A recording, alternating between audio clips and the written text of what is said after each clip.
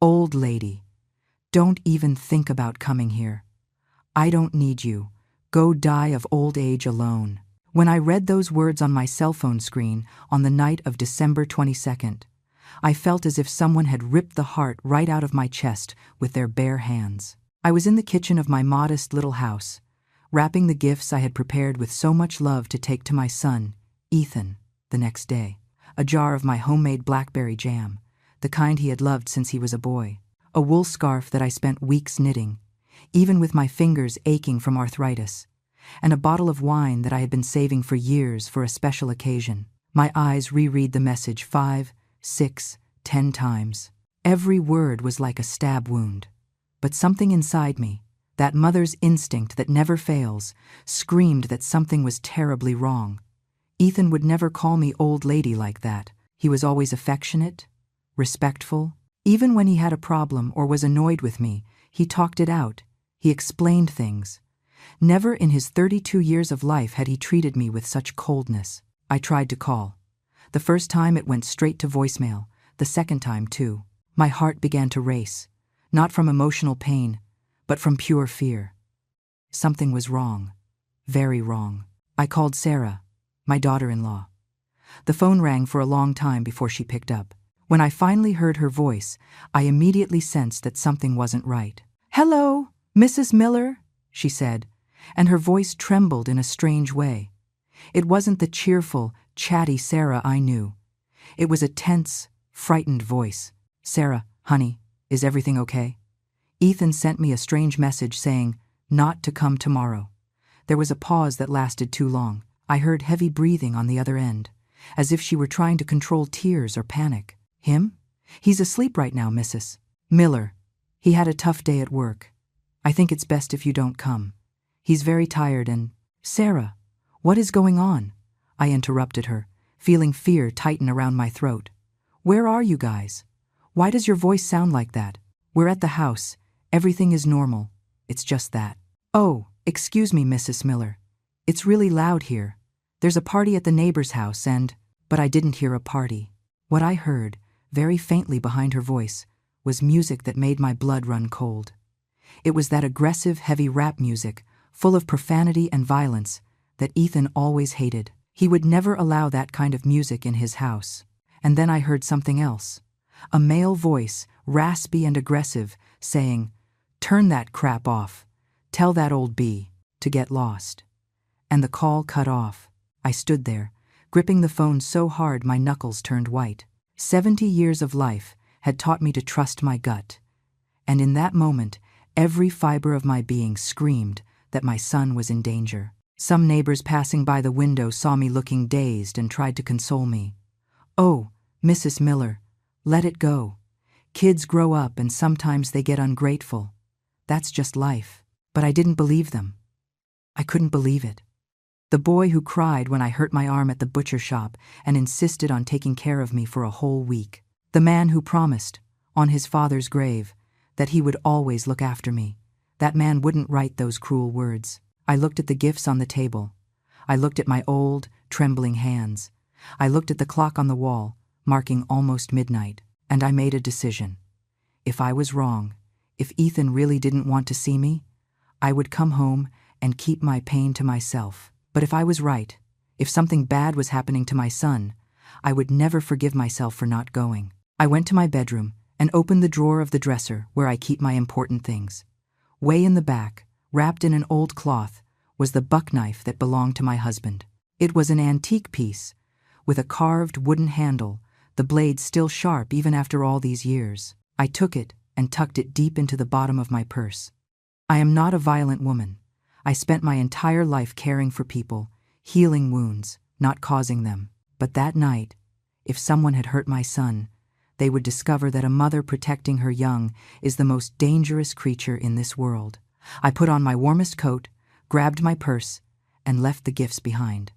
I wasn't going to a Christmas dinner. I was going to rescue my son.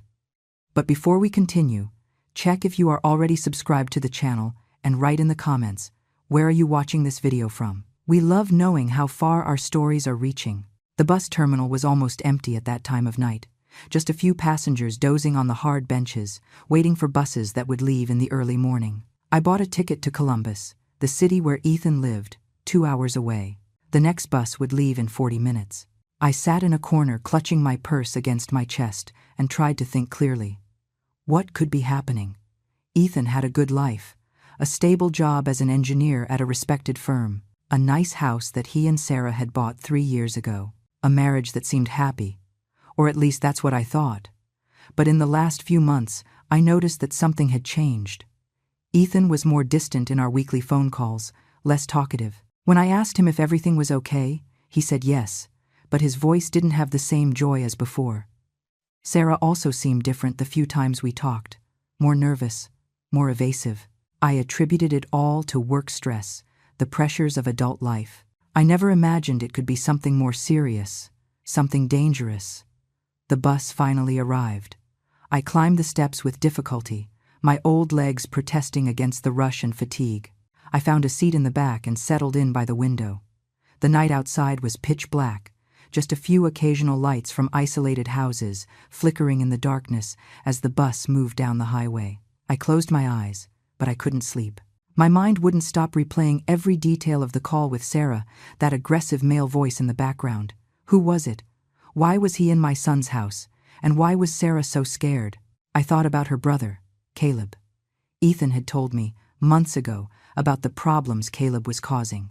Involved with the wrong crowd, always borrowing money, showing up at the house drunk. Ethan had forbidden Caleb from entering their home after a nasty fight where Caleb had stolen some valuables to sell for drugs. Could it be him? Had Caleb come back? And if so, what was he doing there? Fear grew inside me like a living, pulsing thing. I squeezed my purse tighter, feeling the outline of the knife through the fabric. I didn't know exactly what I would find when I got there, but I knew I needed to be prepared for anything. The 2-hour trip felt like an eternity. When we finally arrived at the bus station in Columbus, it was already past 2 in the morning. I got off the bus, feeling the biting cold of the early morning penetrate my bones. My old body ached, but I ignored the pain. There were more important things at stake. I took a taxi to the subdivision where Ethan lived. The driver, a middle-aged man who looked sleepy, tried to make small talk, but I barely responded. I was too focused on what was coming, on what I might find. When we got close to Ethan's street, I asked the driver to stop about 3 blocks away.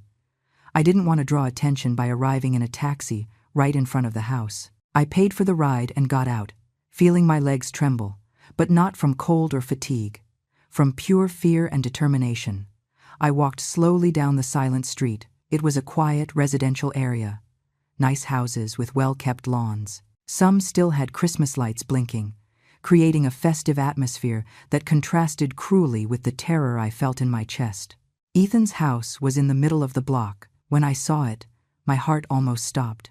All the lights were off, the curtains drawn. But what scared me the most was the vehicle parked in front.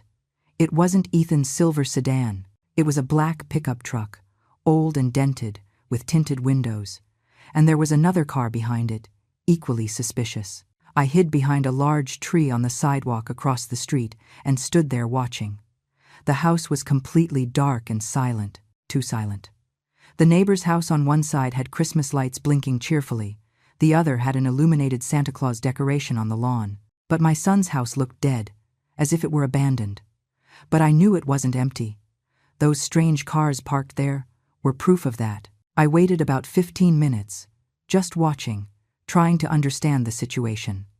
My body was shaking, not just from the cold, but from the fear of the unknown. What was happening in there? Where was Ethan? And Sarah? Finally, I gathered my courage and crossed the street. I walked slowly, trying to make as little noise as possible. When I got near the living room window, I tried to peek through a crack in the curtains. At first, I didn't see anything. But then my eyes adjusted to the darkness, and I managed to make out shapes inside. There were people in the living room, at least 3 or 4. They were sitting down. They seemed to be talking, but I couldn't hear what they were saying. Where was Ethan? I decided to go around the house. There had to be some way to get in. An open window, some way to find out what was going on. The side gate that led to the backyard was ajar. I pushed it slowly, praying it wouldn't make noise. It creaked a little, but not enough to alert whoever was inside. The backyard was just as dark as the front of the house. There was a small shed in the corner, where Ethan kept tools and gardening equipment. The windows at the back of the house also had the curtains drawn, but one of them had a small gap. I approached carefully and put my eye to the opening. What I saw made my blood run cold. In the kitchen, under a dim light, were Sarah and a man I recognized as Caleb, her brother. But Caleb looked different from what I remembered. Thinner, with a gaunt face, sunken, red eyes. He had new tattoos on his arms and neck, and there was a gun on the kitchen table, right next to a bottle of liquor. Sarah was leaning against the sink, arms crossed, crying silently. Caleb was gesturing aggressively, saying something I couldn't hear through the glass. He pointed at her, then toward the living room, clearly nervous and agitated. But what scared me the most was noticing that Ethan wasn't there. He wasn't in the kitchen. I didn't see his shadow anywhere. Where was my son? Suddenly, Caleb grabbed the gun from the table. Sarah jumped in fright and covered her mouth with her hands, stifling a scream. He didn't point it at her, but he waved the gun in the air while he spoke, as if he were making threats. My heart was beating so loud I was afraid they might hear it. I backed away from the window and leaned against the wall of the house, trying to think. I needed to find Ethan. I needed to know if he was okay, and I needed to do that without being seen, without alerting Caleb and whoever else was in there. I looked toward the shed in the corner of the yard. It was locked with a large, new padlock. Strange. Ethan never locked the shed with a padlock. He always said there was nothing of value in there, just old tools and flower pots. Why lock it now? And why with such a big padlock? I approached slowly, stepping on the wet grass that muffled my footsteps. When I got close to the shed, I heard something that made every muscle in my body tense up. A moan, low, stifled, but unmistakable. It was coming from inside the shed. I pressed my ear against the old wooden door. I listened again. It was definitely a moan of pain. And then, so softly I almost didn't hear it, a voice whispered, "Please, water." I recognized that voice instantly. Even hoarse, even broken by pain, it was my son's voice. "Ethan," I whispered, pressing my mouth against the crack in the door. "Ethan, it's me." "It's Mom." There was silence on the other side, then the sound of chains moving. Chains? My God, what had they done to him? "Mom?" Ethan's voice came, incredulous, desperate. "Mom, no, you can't be here. You have to leave. Now, it's dangerous." "I'm not going anywhere without you," I replied, trying to control the tremor in my voice. "What did they do to you? What is happening?" Through the crack, I heard my son start to cry. Not a child's cry, but the cry of a grown man completely broken, defeated. "They caught me. Mom, Caleb and his friends. They're using my house to stash drugs. I found out and tried to stop it. I tried to call the police, but they grabbed me first. They beat me, Mom. They broke my leg. They chained me up in here." Every word was a knife to my heart. My son, my boy, was in there, hurt, chained like an animal. "And Sarah?" I managed to ask, although I could barely speak. She's scared. Caleb threatened to kill her if she didn't cooperate.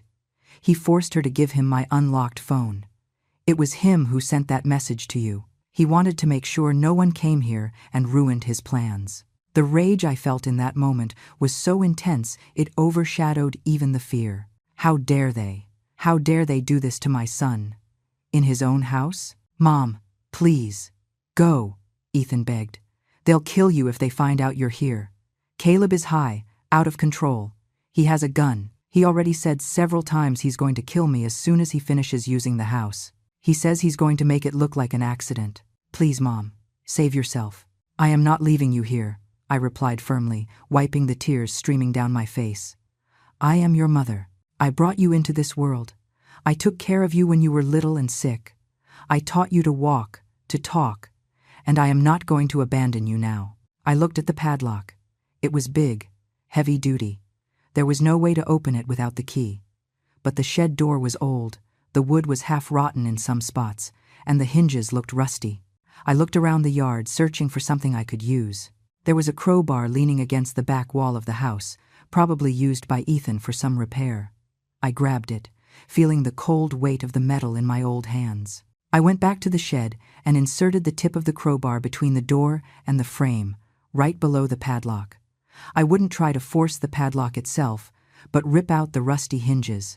"Mom, what are you doing?" Ethan whispered, alarmed. "The noise is going to alert them." "Then I better be quick," I replied. I took a deep breath and started to apply force. The old wood creaked, but held. I tried again, putting my entire body weight on the crowbar. This time I heard a crack. One of the hinges had partially come loose. I continued applying force, ignoring the pain in my old arms, ignoring the fear. Another crack. The second hinge started to give. Just a little more. Just one more. "Hey, what do you think you're doing?" The voice came from behind me, raspy and threatening. I spun around and saw a man standing a few yards away. He was big, muscular, with a shaved head and tattoos covering his arms. He had come out of the back of the house and was now looking at me with an expression between surprise and rage. "Caleb is gonna love this," he said, advancing in my direction with a cruel smile. A nosy old lady coming to stick her nose where it doesn't belong. My hand reached inside the purse that still hung from my shoulder. My fingers found the wooden handle of the knife. I pulled it out and flicked the blade open with a quick movement. The man stopped, surprised. Then he laughed. "Seriously, Grandma? You gonna threaten me with a little kitchen knife? Do you have any idea who I am? What I do to people who get in my way?" "I don't care who you are," I replied, holding the knife with both hands to control the shaking. "You touched my son, you hurt him, and you are going to pay for that." He laughed again and lunged. I didn't think. I just reacted. When he reached out his hand to grab me, I struck. The blade sliced his forearm, not very deep, but enough to make him recoil with a yell of pain and surprise. Crazy old bee. "You cut me!" He looked at the wound on his arm, then at me, and the amusement in his eyes transformed into pure fury. He lunged again, but this time with full force, tackling me to the ground. My head hit the hard dirt, and I saw stars. The knife flew from my hand. "I'm gonna teach you what happens to people who mess with us," he growled, hands going for my neck. I struggled, tried to scratch, kick, but he was much stronger. His hands squeezed my throat, cutting off my breath. My vision started to go dark at the edges. Was this how it was going to end? Would I die there, in my own son's backyard, without managing to save him? No, it couldn't be like this. With my last bit of strength, I searched for something, anything I could use. My hand found a rock on the ground. I grabbed it and smashed it into his head with all the force I had. He let out a grunt and loosened his grip. I took the chance to push him off and roll to the side, coughing, gasping, trying to get air back into my lungs. He shook his head, dazed, blood trickling from a cut on his forehead. "Vince! What the hell is going on out there?" Caleb's voice came from the house. Heavy footsteps approached. The man named Vince stood up, stumbling, shooting me a look of hatred. But before he could do anything, the back door opened and Caleb came out, followed by another man. Caleb was still holding the gun. "What is this mess?" Caleb looked from me to Vince. "Who is that old lady?" "It's Ethan's mother," Vince replied, wiping the blood running down his face. "The bee attacked me with a knife." Caleb looked at me more closely, and I saw recognition in his eyes. He had seen me a few times back when Ethan and Sarah still welcomed him into their home, before everything went south. "Mrs. Miller," he said, and there was something dangerous in his overly calm voice. "You shouldn't be here. That was very stupid of you." "Let my son go," I said, standing up with difficulty. My whole body hurt, but I stood tall. "Let him go now and leave. You still have time to run before I call the police." Caleb laughed. It was a cold sound, devoid of humor. "You aren't calling any police. You know why? Because if you scream, if you try to call anyone, I'm going to kill Ethan. I'm going to shoot him in the head right in front of you. And then I'm going to kill Sarah, and then I'm going to kill you." He pointed the gun at me. My heart was beating wildly, but I didn't back down. "Why are you doing this?" I asked, trying to buy time, trying to think of a way out. "Ethan is married to your sister. He's family." "Family?" Caleb spat the word as if it were poison. "Ethan never treated me like family.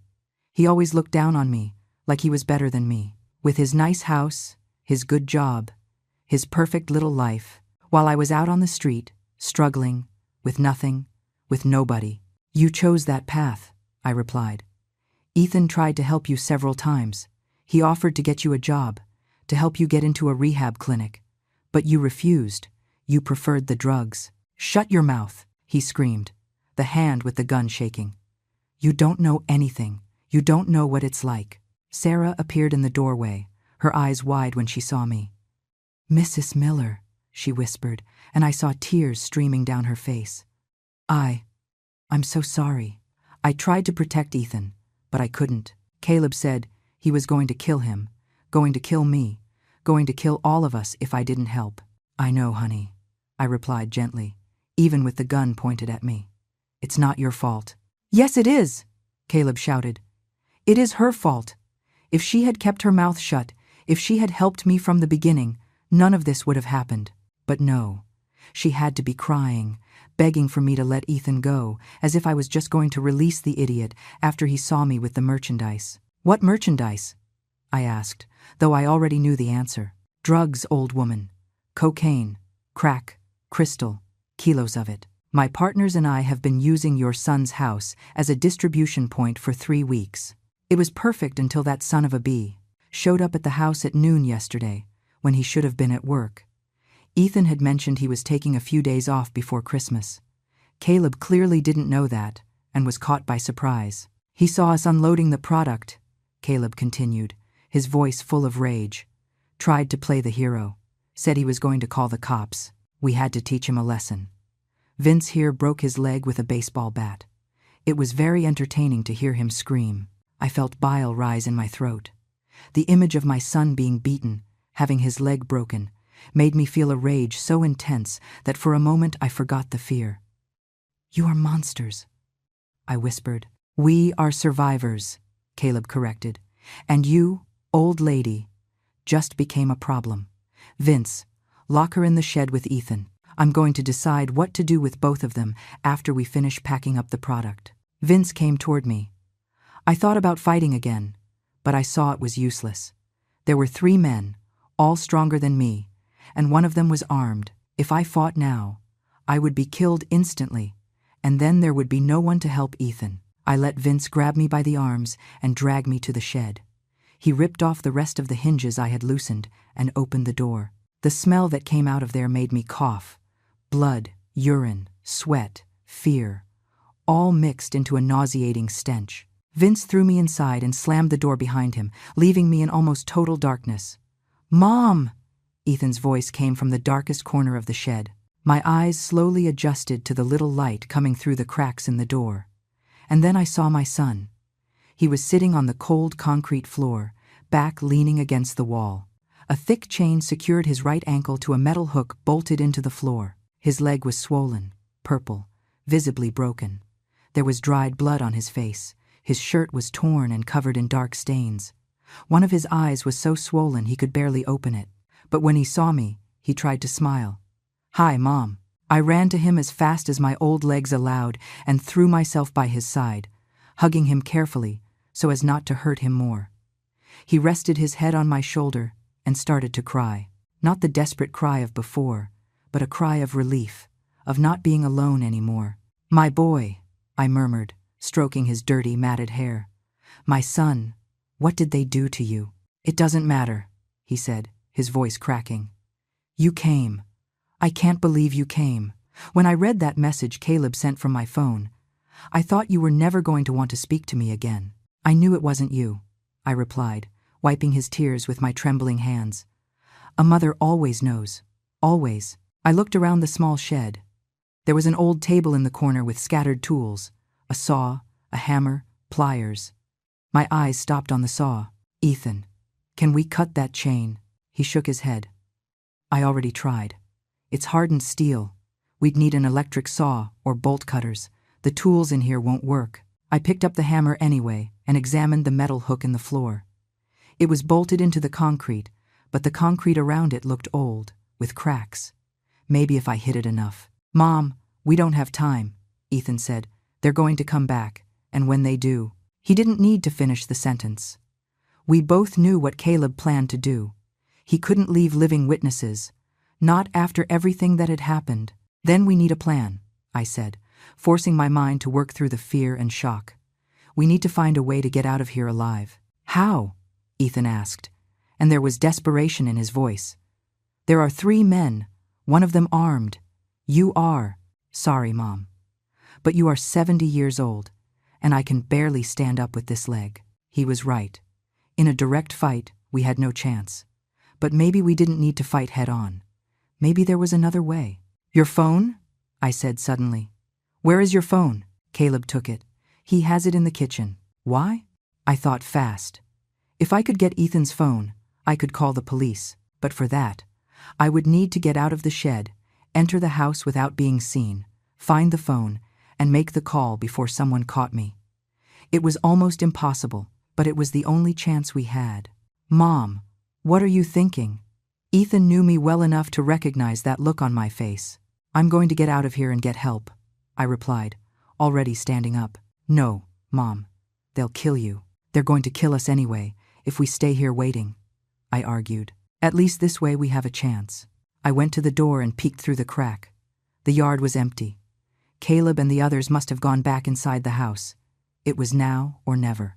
I love you, son, I whispered. No matter what happens, remember that. Mom, no. But I was already opening the door slowly, just enough to squeeze through. The cold night air hit me like a slap. I closed the door behind me silently and crouched in the shadows, analyzing the situation. The house had some lights on now. Through the kitchen window, I could see Caleb and Vince sitting at the table, counting money.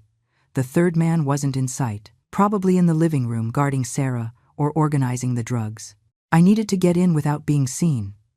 But how? I remembered that Ethan had installed a cat door in the laundry room's back door, even though they didn't have a cat. Sarah wanted to adopt one, but they never got around to it. Was the little door still there? I moved slowly along the side of the house, staying in the shadows until I reached the laundry room door.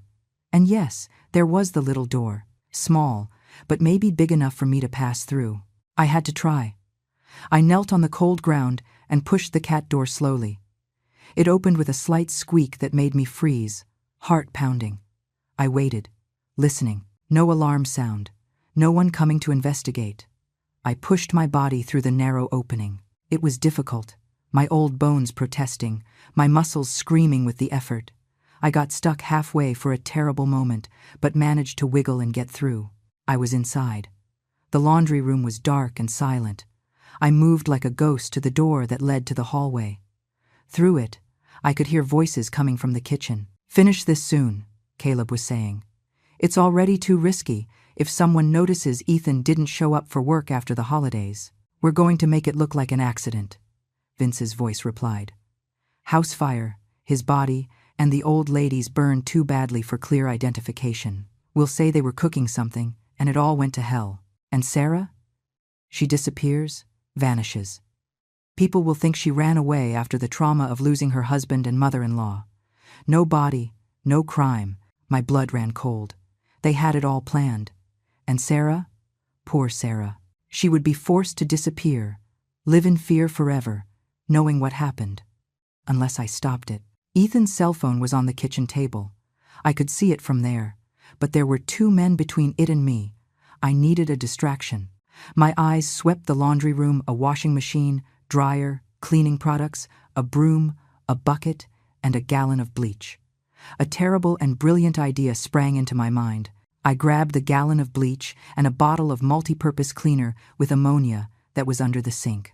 I knew from my own experience that mixing certain cleaning products could create toxic fumes. It was dangerous, irresponsible, and exactly what I needed. Silently, I poured a generous amount of bleach into the bucket. Then I added the cleaner. The mixture started to foam immediately, and a strong, suffocating vapor began to rise. I lifted the bucket, took a deep breath, and threw it through the open hallway door toward the kitchen. The bucket flew, spilling its contents across the floor and spreading that toxic vapor. Caleb and Vince jumped from their chairs, shouting, "What the hell is this? Is something burning?" The chemical smoke quickly invaded the hallway and started entering the kitchen. The men were coughing, eyes watering. In the confusion, I ran out of the laundry room, holding my breath as long as I could, and grabbed the phone that was on the table. "It's the old lady!" Vince yelled when he saw me. "She's here!" But I was already running back, fleeing from them, with the phone clutched against my chest. Heavy footsteps followed me. Caleb was screaming obscenities. I reached the living room and saw the third man getting up from the sofa, confused. Sarah was in the corner, eyes wide. There was no time for explanations. I ran to the front door and threw it open, bolting out of the house. The cold night air burned my lungs as I ran down the quiet residential street. Behind me, I heard the door open violently and the men coming out. "Get her, damn it! Don't let her escape!" My old body wasn't used to this. Every step was agony, my heart beating so hard I thought it would explode. But I kept running, fingers already trying to unlock Ethan's phone as I ran. Thank God it didn't have a passcode. He always left it unlocked when he was home. I dialed 911 while I ran, almost tripping over a crack in the sidewalk. "Emergency 911, a female voice answered. "Help!" I screamed, gasping. "They are chasing me. Acacia Avenue, number 245.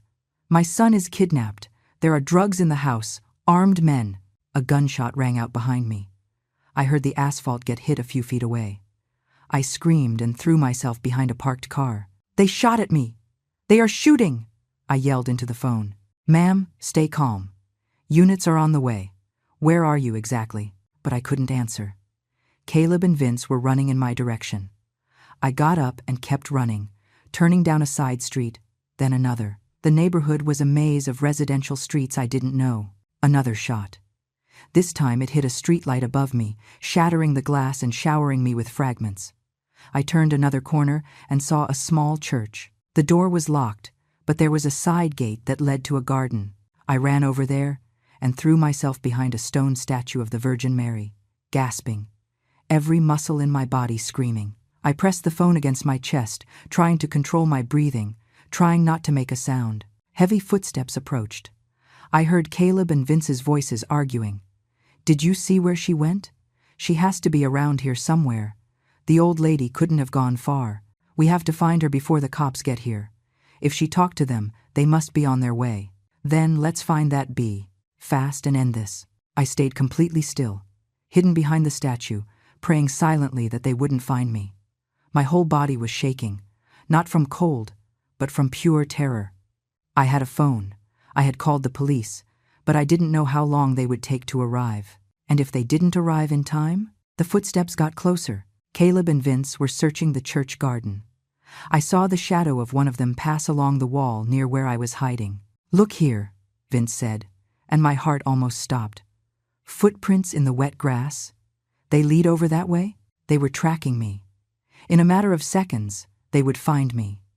I looked around desperately, looking for a way out.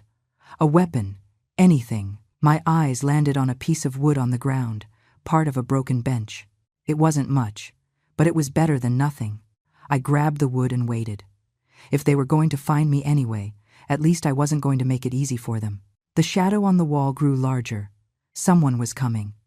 I held the wood with both hands, ready to swing it with all the strength I had left. And then I heard the most beautiful sound in the world. Sirens, distant but unmistakable. The police were coming. Caleb cursed. "Let's go, now." "What about the old lady?" "Screw the old lady. If we stay here, we're gonna get busted. Let's go. Move." The footsteps ran away. I heard the sound of an engine starting, tires screeching on the asphalt. They were fleeing. I waited a few more minutes, just to be sure, before coming out from behind the statue. My legs barely held me up. I stumbled to the church garden gate and leaned on it, shaking uncontrollably. The sirens were closer now. Blue and red lights began to flash in the street. 2, 3, 4 patrol cars arrived, braking sharply. Police officers got out with guns drawn. "Over here!" I screamed, with all the strength I had left, waving. "I called! It's me!" An officer approached cautiously, guns still pointed at me until he was sure I wasn't a threat. "Ma'am, did you call emergency?" Yes, I breathed with difficulty. "My son, he is kidnapped on Acacia Avenue, number 1245. They hurt him. They broke his leg. There are armed men there. Drugs. There is a woman too, Sarah. She is my daughter-in-law. They forced her. The words came out in an incoherent stream. The policeman held me gently by the shoulders. Calm down, ma'am. Breathe. We already sent units to the address. Are you hurt? I looked at myself as if seeing myself for the first time. My clothes were torn and dirty. I had scratches on my arms and legs. My head throbbed where I had hit it when Vince tackled me. But none of that mattered. My son, I said. I need to get to my son. The policeman led me to one of the patrol cars and had me sit in the back seat. Another officer brought me a bottle of water and a blanket. I drank avidly, realizing how dehydrated I was. My whole body ached, but my mind was focused on only one thing. Ethan. We're going to take you to the hospital to get checked out, the policeman said. No, I replied firmly. First, I want to see my son. I need to know he's okay. The policeman hesitated, but something in my expression must have convinced him that arguing was useless. He spoke something into the radio and then said, Okay, I'll take you there, but you need to promise you'll let the paramedics examine you afterward. I agreed, and he drove to Ethan's house. When we arrived, there were at least 6 patrol cars blocking the street. Armed police had surrounded the house, but it seemed there was no one left inside. The suspects fled before we arrived, the officer informed me. But we found evidence of drug trafficking inside the house, a lot of material. And we found a woman, Sarah Miller. She is being attended to now. They said there is a man locked in the shed out back. My son. I got up so fast I almost fell. Let me see him, please. The policeman helped me out of the patrol car and guided me to the backyard. There were paramedics running back and forth, more police photographing the scene, collecting evidence. And there, coming out of the shed on a stretcher, was Ethan. Ethan! I shouted, running toward him as fast as my old legs allowed. He turned his head and saw me. His swollen face lit up. Mom! The paramedics stopped the stretcher so I could get close. I took Ethan's hand, squeezing it tight. He was alive, hurt, suffering, but alive. Is this lady your mother? Asked one of the paramedics. We're going to take him to the hospital now. His leg is badly fractured and he is in shock, but he's going to be okay. I looked at my son and saw tears streaming down his face. You saved my life, he whispered. You are amazing, Mom. You are my son.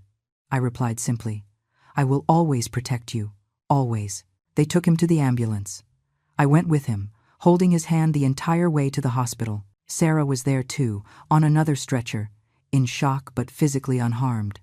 The paramedics examined me briefly and said I also needed to be treated, but I insisted on staying close to Ethan. At the hospital, they took Ethan straight to surgery. His leg was broken so badly he would need pins and metal plates. I sat in the waiting room, still wrapped in the blanket the police gave me. And it was only then that it all hit me at once. I started to cry, not a delicate cry, but deep sobs that shook my whole body. I cried for the pain, for the fear, for the terror of almost having lost my son. I cried with relief because he was alive. I cried because for a moment back there in the yard when that man was strangling me, I thought I would never see Ethan again. Sarah came to sit beside me. She was crying too, eyes swollen and red. Mrs. Miller, she said, her voice broken. I am so sorry. I should have been stronger. I should have protected him better. But I was so scared. I know, honey, I replied, pulling her into a hug. You were a victim in all this too. Don't blame yourself. But I cooperated. I let Caleb use our house. I let him hurt Ethan. What kind of wife does that? A wife who was being threatened with death, I said firmly. You did what you needed to do to survive, and you didn't let Ethan die. You kept him alive until I got there. She sobbed into my shoulder. 2 broken women, hugging, waiting for news of the man we both loved. Hours later, a doctor finally came out of the surgery room. I stood up so fast I got dizzy. How is he? The surgery was successful, the doctor said with a small smile. We placed pins and plates in the leg. He's going to need intensive physical therapy and will probably have a slight limp for the rest of his life, but he will be able to walk normally. Considering the severity of the fracture, he got lucky. Lucky. I wouldn't call it lucky. I would call it a miracle. Can I see him? He is still in recovery, but we will be taking him to a room shortly. You can see him there." I waited another hour, which felt like an eternity, before finally being taken to Ethan's room. He was awake, despite the strong painkillers, and smiled when he saw me enter. "Hi, Mom." "Hi, my love," I replied, sitting in the chair next to the bed and taking his hand. "How do you feel?" "Like I got run over by a truck," he said with a weak laugh. "But alive, thanks to you." "You scared me to death," I admitted. "When I read that message, I knew you would come," he interrupted.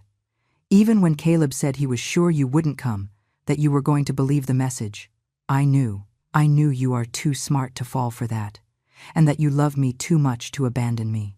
I squeezed his hand, unable to speak because of the lump in my throat. "Mom, you faced armed men. You broke into a house full of drug dealers. You fought a guy 3 times your size. You are the bravest person I know." "It wasn't bravery," I replied. "It was love, and love makes you capable of anything." A police officer entered the room at that moment, asking for permission. He was a detective, an older man with gray hair and tired eyes. "Sorry to interrupt," he said, "but I need to ask a few questions, if you ladies and the gentlemen are up to it." We spent the next hour recounting everything, from the moment I received the message to the escape through the neighborhood. The detective took careful notes, occasionally asking questions to clarify details. "Did you catch the men?" I asked when we finished. The detective shook his head. "Not yet, but we have their names, descriptions, and a nationwide manhunt has been initiated. They won't run for long, especially with all the evidence we found in the house. There were enough drugs there to put them all in prison for decades." Ethan stayed in the hospital for 5 days. I stayed with him the whole time, sleeping in an uncomfortable chair next to his bed, refusing to leave even when the nurses insisted I should rest at home. Sarah came every day too. At first, she and Ethan barely spoke. There was tension between them, a silent pain. But slowly, as the days went by, they started to really talk about what had happened, about the fear, about Caleb's betrayal. "He's my brother," Sarah said at a particularly difficult moment. "I grew up with him, and even knowing about all his problems, I never thought he would be capable of something like this, of hurting you, of threatening us with death." "He isn't your brother anymore," Ethan replied, but his voice was gentle, without anger. "The Caleb you knew died a long time ago. Drugs killed that person and left only a violent stranger." It was on the 3rd day that we received news from the police. They had caught Caleb and Vince. The 3rd man was still at large, but it was a matter of time. Caleb was caught attempting to cross the southern border. He had money and drugs in the car. "He's going to be tried," the detective informed us. "With all the evidence we have, plus your testimonies, he's looking at least 20 years, probably more." Sarah broke down in tears when she found out. Tears of relief, but also of loss. As much as Caleb had become a monster, he was still her brother, and now he would lose decades of his life behind bars. When they finally discharged Ethan, we went back to his house. The police had released the crime scene, but everything was turned upside down, messed up by the investigation. Sarah and I spent days cleaning, organizing, trying to make the house look like a home again instead of a scene of horror. The shed out back was completely cleaned out. I insisted on doing that myself, even though Ethan protested. I needed to erase any trace of what had happened there. I scrubbed the floor where my son had bled. I removed the chain and the metal hook. I painted the walls a bright, cheerful color. When I finished, it wasn't a prison anymore. It was just a regular shed again. Ethan went to physical therapy 3 times a week. It was painful, exhausting, but he persisted. I went with him whenever I could, holding his hand when the pain became unbearable, cheering him on when he wanted to give up. "You're going to walk again," I always said. "You're going to run, dance, live. This is temporary. The pain is temporary, but you are strong. You are my son, and we don't give up." It took 3 months, but he finally managed to walk without crutches, with a slight limp, as the doctor predicted. But he was walking, and every step was a victory. It was on a Sunday in March, 4 months after that terrible night, that we had the court hearing. Ethan, Sarah, and I sat on the victim's bench while Caleb and Vince were brought in handcuffed. Caleb was unrecognizable, too thin, with deep, dark circles, eyes empty. When his gaze met mine, I didn't see remorse. I only saw rage, rage for having been caught, rage for having lost. The trial was quick, with all the evidence against them. The drugs found in the house, the testimonies, the recordings from neighborhood security cameras showing the suspects fleeing. There was no possible defense. Caleb was sentenced to 25 years in prison. Vince received 30 years for attempted murder against me and drug trafficking. The third man, when captured, would face similar charges. When the judge banged the gavel, announcing the sentences, I felt an immense weight being lifted from my shoulders. Justice had been served. My son was safe. All of us were safe. Sarah cried through the entire sentencing. Afterward, in the hallway of the courthouse, she approached her parents, who had come to support her, horrified by what their son had done. "Do you want to see him?" asked her mother. "Before they take him away?" Sarah looked at Ethan. He nodded. "Go. Say what you need to say. I'll be here when you get back." Sarah went, escorted by guards, to the room where Caleb was waiting to be transported back to prison. I don't know what she said to him. She never told us, but when she came back, her eyes were red, but also at peace, as if she had closed a chapter. That night, the three of us, Ethan, Sarah, and I, sat at the dining table in their house. I had made Ethan's favorite stew, the same one I used to make when he was a child and was sick or sad. "Thanks, Mom," Ethan said, his hand finding mine across the table. "For everything. For not believing that message. For coming to get me. For risking your life to save me. You are my son," I replied, as I had said so many times. "I will always protect you, no matter what, no matter when, no matter from whom." Sarah wiped a tear from her face. "Mrs. Miller, I want to say thank you too. You saved Ethan, but you also saved me. If you hadn't shown up, if you hadn't called the police, I don't know what would have happened to us. We're family," I said simply. "And family protects each other." We ate in comfortable silence, but it was a different silence from the heavy, terrifying silence of that terrible night. It was a silence of peace, safety, and love. Months passed. Spring gave way to summer, and then to autumn. Ethan went back to work, although on a reduced schedule at first. His limp lessened with continuous physical therapy until it was barely noticeable. Sarah changed jobs. The old one reminded her too much of her brother, of the whole tragedy. At the new job, she blossomed. She made new friends. She started therapy to deal with the trauma. Slowly, the cheerful woman she used to be started to come back.